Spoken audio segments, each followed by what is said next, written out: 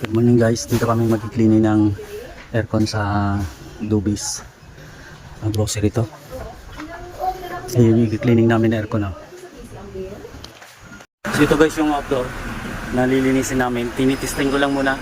So antayin ko lang muna siyang gumana para malaman ko kung ano ba siya.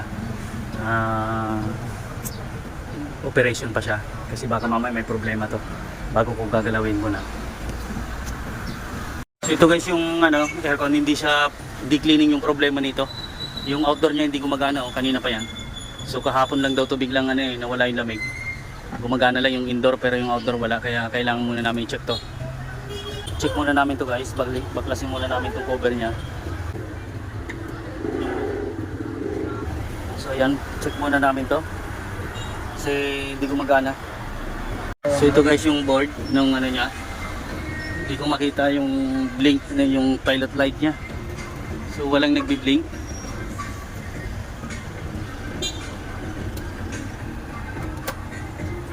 Kahapon lang daw ito nawala yung lamig.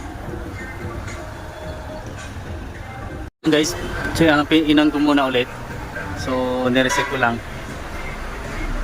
Tapos gumagana na doon sa indoor pero yung outdoor wala pa rin. So ayan guys. Ito yung indoor niya.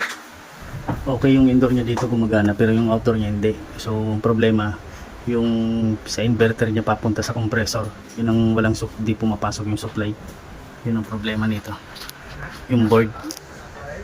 Hindi na natin pwede linisin to. Yan guys, so binalik na namin.